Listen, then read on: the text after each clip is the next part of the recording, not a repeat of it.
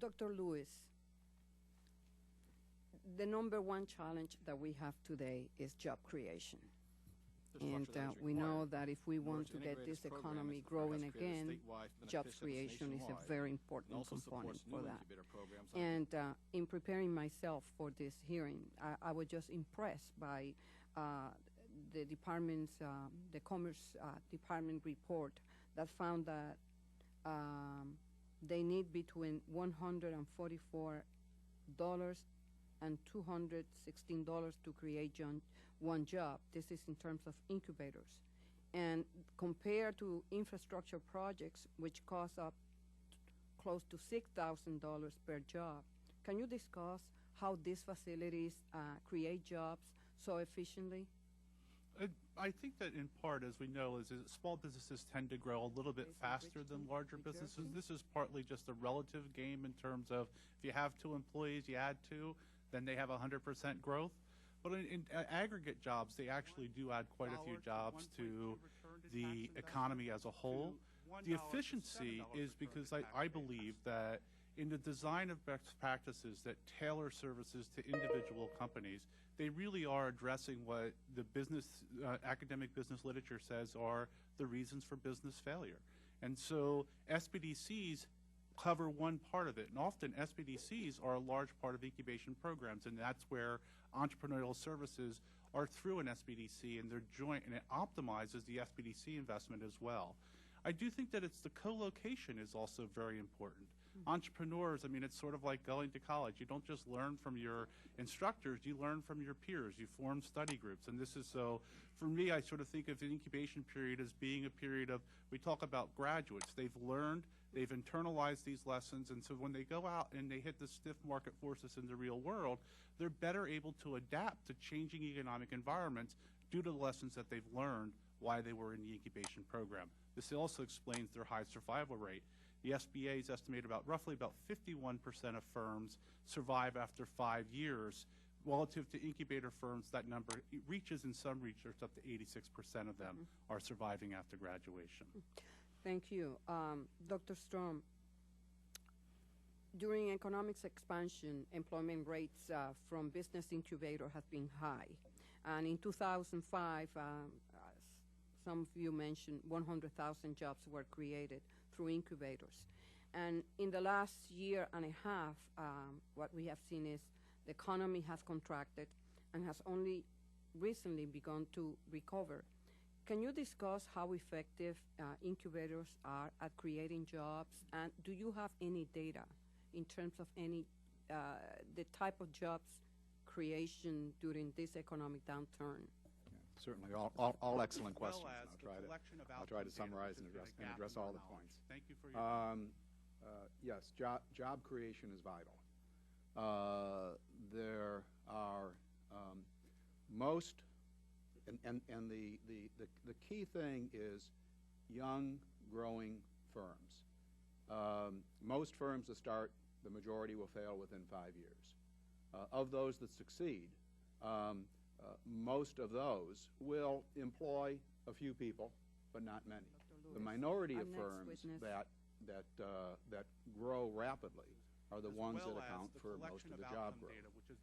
And the reason is that those firms are able to either reach a new market or be more productive than existing firms in an industry, and therefore outcompete those firms. And to the extent that incubators could assist those firms in understanding the markets and in enhancing their productivity, incubators will then enhance job growth.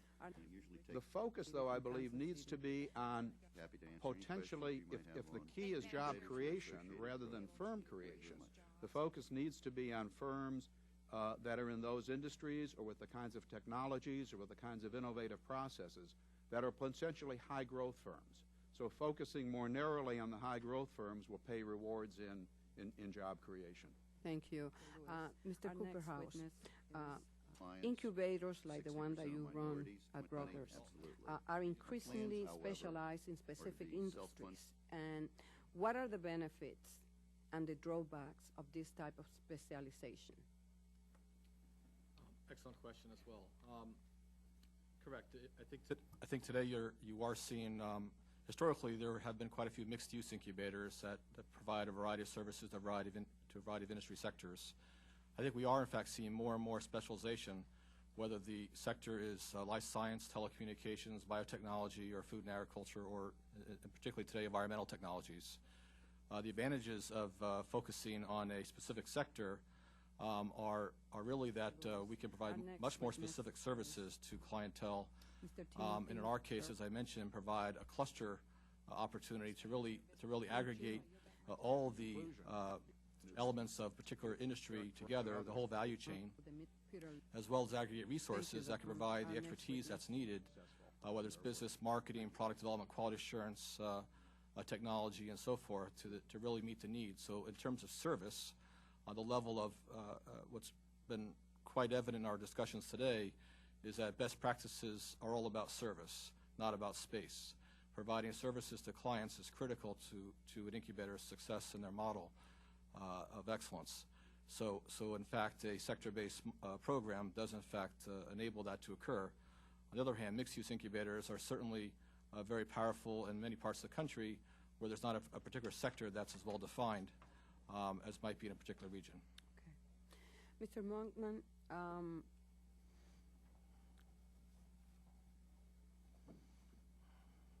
you mentioned that SBA doesn't have a specific incubator program, or I don't recall, but I think that you were the one who mentioned it. However, there are some who might say that SBA provides support and that there are different programs that could fill the basis of an incubator program. What is your views on that? And if Congress were to establish a national incubator program, how would it differ from the services already being provided by SBA? I think that's a very good question and one that's worth exploring in detail.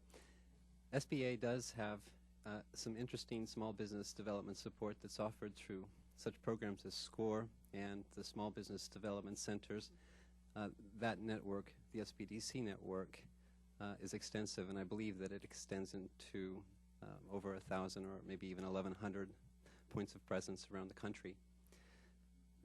The difference between what business incubation is about, perhaps, and what SBDCs are about, is SBDCs provide episodic support in a very equal way to people that come choosing to avail the services. It can be a very light type of intervention. Thank you, Dr. Storm. It can be more comprehensive than that. But SBDCs are measured in terms of their effectiveness on how much outreach they've accomplished, how many people served. Business incubation is a longer programmed approach. It's something that extends over a period of 2, and in some industries, maybe 7 years, where an incubator manager is packaging technical assistance and networking assistance as it's required by the clients that's being served. I think that there's still a very important role for SCORE programs and SBDCs, and indeed many incubators are making use of them today, but I think we need to look at incubators to provide more concentrated, comprehensive, tailored support, and it's packaged. That's where I would say the distinction's at. Thank you. Mr. Graves?